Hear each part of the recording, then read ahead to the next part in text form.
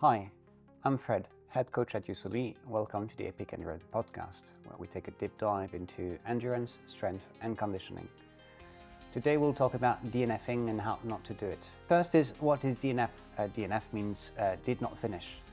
In this specific case, we'll mostly talk about triathlon, although DNFing can happen during other kind of races. They are different variables that exist in different sport-specific races. So like if you're in a marathon or in ultra marathon or in a open water swim, the reason why you DNF might be slightly different.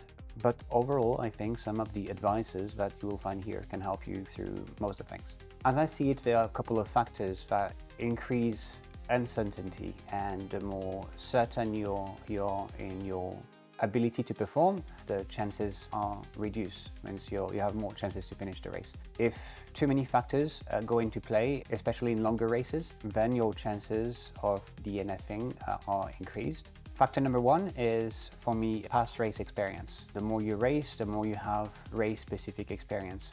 Training is something, racing is something else. You do have stress, you have logistics. There are things and mistakes that you will do during a race that you might not do during your practice. The more you build onto races, then the more comfortable you'll feel at racing. And athletes that come and want to jump from running to doing a full Ironman in a very short period of time as a first race, for me, this is already a red flag. That doesn't mean it's impossible, but you drastically increase the amount of uncertainty. So that's number one, racing experience. What I would advise is doing more races, especially shorter ones, and building up. That doesn't mean that longer races are better than the shorter ones, but you probably have less risk of DNFing in a sprint triathlon than you will have in an Ironman or long course triathlon.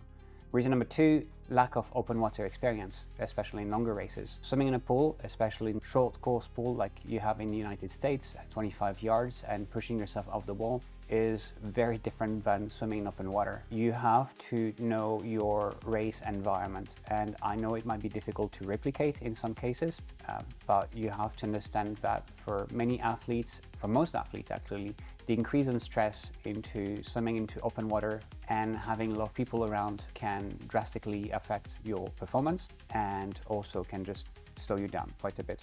What you can do, if you do not have access to open water swims, you don't have access to a lake or a sea or an ocean, you might have the ability to swim in a group in the same lane and kind of go in contact swimming, where you're gonna get used to having people touching you and already alleviating some of the stress that might happen during the race.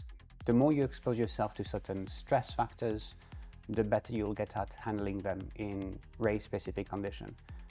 Number two would be to do hard swimming session. Some athletes, especially in the later part of their training plan, do not schedule long, hard swim session. Swimming recovery is usually faster than running or cycling. And although there are definitely more gains to have into improving technique, but to maintaining a high intensity during swims is a good preparation to what might happen during the race, especially when adrenaline kicks in.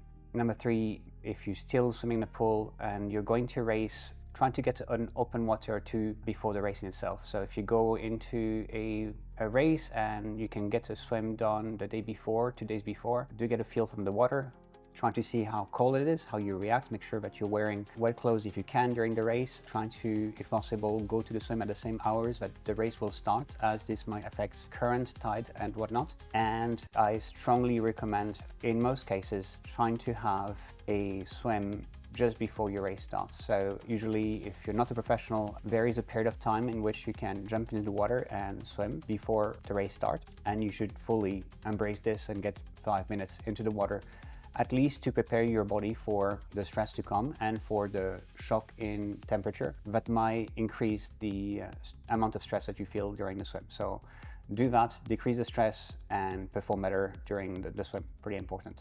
Reason number three for DNFing for me would be doing silly things. So going in a race and doing something that you don't usually do, having some weird meal the day before, playing with nutrition in interesting and creative ways, but that should not have any place during a race. In race, normally not supposed to do anything new. So if in your morning breakfast before the race, which you should have, you start to get 6 cups of coffee or have kimchi and sushi, then you don't really know what will happen later on.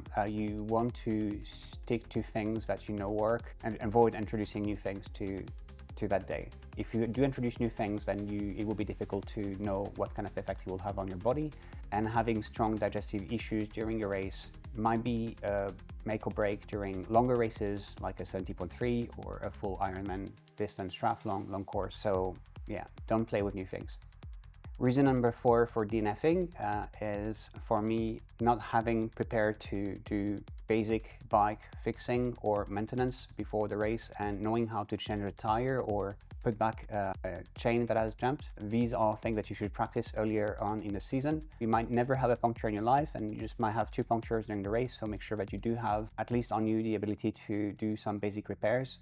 You're not supposed to get some help from people that are not participating in the race during most races, so if you get stranded for too long, then this might decrease the chance of you finishing the race. Reason number 5, I believe. Next reason will be never having done long sessions. So if you go into a race and it's an Ironman or 70.3 or anything that is pretty long and you've never gotten through a day where your caloric expenditure is quite high, on a both emotional, mental and metabolic state, you induce something which is new. And again, the expected outcome is very variable. So you don't have to do very long session all the time, but you do want to do your long sessions. They're very important. This is an endurance sport. Next one will be not being familiar with cutoff times. Not all short courses race like a sprint or an Olympic do have cutoff times, some of them don't.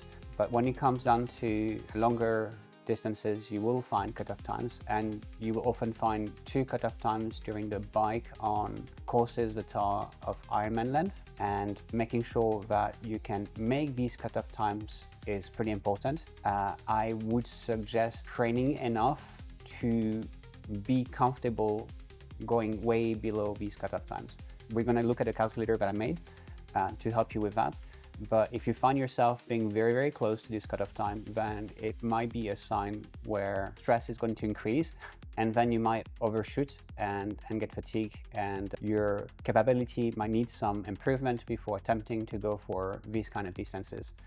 When it comes down to cutoff time, I'll say another thing is, although in most endurance sport event and Ironman races, I will probably recommend having a even pace through the race. So like swimming without surges or cycling without pushing too high in power and then backing off and pushing again. There are times where if your level and your experience is limited and you're trying just to go and make it through the cutoff time, that you might do positive splitting, where you go a little harder at the beginning and then you kind of slow down. So like maybe passing through the 2 cutoff times and an Ironman race might leave you plenty of time to finish the run, even if you were jog walking. But if you don't push it in because you're fatigued, if you tried in some instances to go at even power and were not able to deliver enough speed, then you just might be cut off and DNF before even the run started. So you have to account for that. I'm going to show you a triathlon finish time calculator. Right now it's on the calculator page of Yousuli, where I've built about 20 calculators. I'm probably going to move them and put them into the course, as this will be a little easier to access for people who download the Yousuli app on Android or iPhone. I think the Android version is already on and working, but the iPhone might just need a few more weeks. I'll upload more calculators. These are all free for everyone to use. This is a calculator to help you see if you have what it takes for finishing. Again, I don't think it's fun when to DNF. There might be time where you have to, because it is just the reality of things, like you have an accident or it's a really, really bad day, and or you're feeling very sick, then maybe pushing through is not the best thing to do. But coming with all the work done and knowing what to expect and preparing for this is the way to go. So have numbers in your mind before and know if you can attempt, especially if you're going to spend money for a longer race, which can be quite pricey, especially if you have to travel. So put all the cards in your side, and if you see that it doesn't work, then maybe if you have the ability, delay this race or take something shorter until you build a bit more experience and capacity. So here we're looking at this triathlon finish time calculator, and you have metric of imperial. Because I'm pretty bad at imperial, I'm going to stay on metric, but it's the same, it just changes the distances. These are set race distances again. You also change the pace. If you know your pace in metric or in imperial, you can change. And you will have sprint, Olympic, half Ironman, Ironman. For this instance, we're going to go for an Ironman race because why not? So again, it's Ironman. It could be something else. Maybe I'll put other race format in the next couple of weeks. I'll see how to work on this since I'm building everything myself. And here you will have, you can input your pace. So here let's say I'm a slower swimmer and I'm going at 2:30, and I'm spending quite a long time to do my T1 because I want to do makeup, which interestingly is something that happened to a friend of mine. And you see if I reduce this and this becomes red, showing me that I didn't do the cutoff time. Always go back to the race guidebook you may have. I'm just using standard cutoff time for these kind of distances. But if you can see, like, you know, if I was swimming at this speed and not cycling above a certain pace and cycling above a certain speed, then I probably will get cut off. Again, remember that in Ironman races, often you do have a cutoff time midway. Like we said, just make this one. So here I'll get DNF. Let's say I was 21 kilometers per hour and I took all my time, and to get DNF on the run, we'll have to go above 6 hours on my marathon, which is usually comfortable for most people. So this is showcase, like, you know, if your capacity is not and your experience not very, very high, then maybe pushing a lot more on the bike and then leaving some for the run part is a good strategy for first finishers. Ideally, you do want to increase your bike speed. And yeah, working on power and aerodynamics probably can help. If we're looking for a half Ironman, so I can no longer make it here, so I'll have to go faster. But you can see cutoff time of the swim is 1 hour and 10 minutes for the 1.9 kilometers and so forth. So this is fairly straightforward. I think it can help you, at least if you know your swimming pace, to easily calculate how much time it will take you. It doesn't have to be exact, but also you can use this to tell family and friends about when they should expect you from the race start to the end, as you can just input the time. Usually people put more time into T1 than T2. T2 tends to be pretty fast. T1, the distance is often a little further and you have to get rid of a couple of your wetsuit in some instances. So this tends to be a little slower and this tends to be a little faster. A last thing, your first goal when approaching new distances, I believe, should be not necessarily to seek specific performance goals, but to finish and have fun. So that would be my recommendation.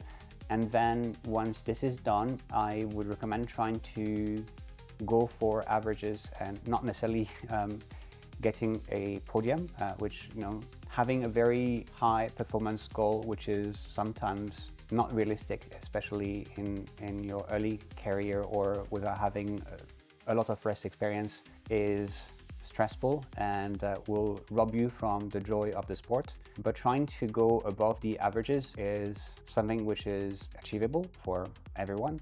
There are many ways to look at average time, finish time for triathlon events, because they will differ depending on the course. Some courses are much faster. Some courses will have, let's say, a river swim, and you don't swim against the current, so you probably swim with the current and you'll go much faster.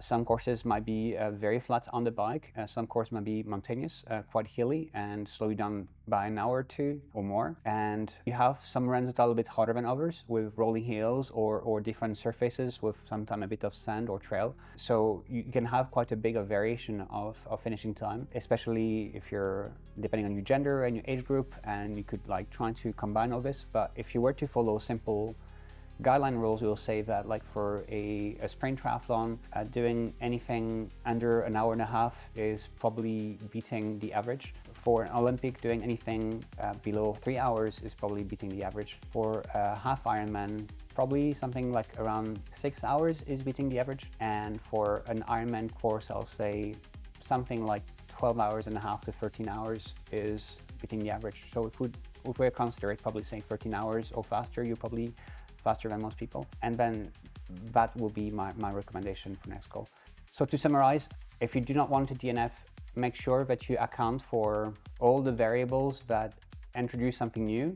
Make sure that you learn to manage stress by exposing yourself to race condition, such as the environment, but also by doing more races, and make sure that you do have enough endurance and metabolic endurance to take the load off your longer legs, so a long bike or long run. For an Ironman triathlon or a 70.3, obviously, make sure that you eat and fuel properly, as you don't want to go too low on your energy reserves, and then you'll have to slow down drastically. And then make sure that you're prepared. Do not try to rush things too fast. I would not personally recommend attempting to do like a long distance triathlon if your swim pace was like at 240 per 100, a half Ironman swim course on less than 50 minutes. Make sure that things are enjoyable, so like don't rush racing longer distances until you build a bit of speed, which could be a result of better technique. Frankly speaking, swimming is going to be very, very technique driven.